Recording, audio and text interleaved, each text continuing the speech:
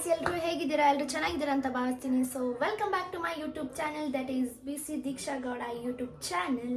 ಮನೆಗೆ ಎಷ್ಟೊಂದು ದಿನ ಆದಮೇಲೆ ಚಿಕನ್ ತಂದಿದ್ರು. ಸೊ ಅದರಲ್ಲಿ ಈ ಚಳಿಲಿ, ತುಂಬ ಚಳಿಲಿ ಏನಾದರೂ ಬಿಸಿ ಬಿಸಿ ಮಾಡ್ಕೋಬೇಕಲ್ಲ ಅಂದ್ಕೊಂಡು ನಾನು ಏನು ಮಾಡ್ತಾಯಿದ್ದೀನಿ ಅಂತ ಅಂದರೆ KFC ಮಾಡ್ತಾಯಿದ್ದೀನಿ. ಸೊ KFCಗೆ ನಾನು ಏನೇನು ಮಾಡ್ತೀನಿ ಅಂತ ನೋಡೋಣ. ಎಸ್, ಇಲ್ಲಿ ನೋಡಿ ಗೈಸ್, ಇಲ್ಲಿ ನಾನು ಇವಾಗ ಮೊಟ್ಟೆ ಹಾಕ್ಕೊಂಡಿದ್ದೀನಿ. ಮೊಟ್ಟೆಗೆ ಮೈದಾ ಹಾಕ್ಕೊಂಡಿದ್ದೀನಿ. ಮೈದಾ ಆದಮೇಲೆ ಉಪ್ಪು ಖಾರ ಅಷ್ಟೇ ಹಾಕ್ಕೊಂಡಿದ್ದೀನಿ. ಇದಾದಮೇಲೆ ಕಲಿಸ್ಕೊತೀನಿ. ಸೊ ಎಸ್ ಗೈಸ್, ನಾನು ಇವಾಗ ಮೈದಾನ ಕಲಸಿ ಇಟ್ಕೊಂಡಿದ್ದೀನಿ. ಅದೇ ಸೈಡ್ಗೆ ನಾನು ಹಾಗೇ ಬರೀ ಮೈದಾನ ಪ್ಲೇಟ್ಗೆ ಹಾಕ್ಕೊಂಡಿದ್ದೀನಿ. ಇದನ್ನು ಮಿಕ್ಸ್ ಮಾಡಬೇಕಲ್ವ. ಸೊ ಇವಾಗ ನಾನು ಚಿಕನ್ ಪೀಸ್ಗಳು ಹಾಕ್ಕೊತೀನಿ. ಆದಷ್ಟು ಗಟ್ಟಿ ಗಟ್ಟಿ ಪೀಸ್ನ ಹಾಕ್ಕೊಳ್ಳಿ ಚಿಕನ್ಗೆ.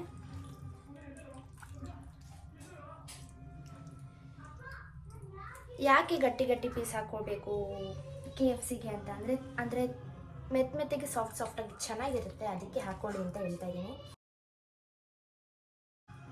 ಹಾಗೆ ಒಂದು ಲೆಗ್ ಪೀಸ್. ಈಗ ಇದನ್ನು ಚೆನ್ನಾಗಿ ಕಲಿಸ್ಕೊಳ್ಳೋಣ. ಇದು ಕಲಿಸ್ಕೊಂಡಿದ್ದೀನಿ ನೋಡಿ ಗೈಸ್, ನೀವು ನೋಡ್ಬೋದು ಕಲಿಸ್ಕೊಂಡಿದ್ದೀನಿ. ಕಲಿಸ್ಕೊಂಡಾದ್ಮೇಲೆ ಇದಕ್ಕೆ ಇಲ್ಲಿದೆಯಲ್ಲ, ಇದಕ್ಕೆ ಹಾಗೆ ಡಿಪ್ ಮಾಡಿ ಹಾಕಬೇಕು.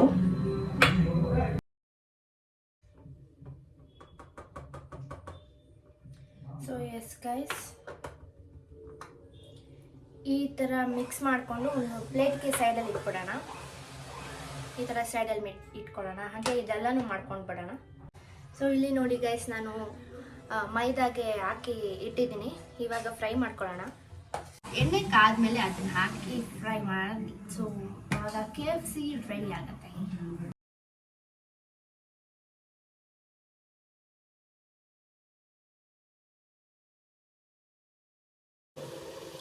ಇಲ್ಲಿ ನೋಡಿ guys, KFC is ready now without egg mayonnaise, ಅದು ವಿತ್ ಎಗ್ ಮಯೋನೀಸ್. ಸೊ ಇದಕ್ಕೆ ಹಾಕೊಂಡು ತಿಂದರೆ ಸೂಪರ್ ಆಗಿರುತ್ತೆ.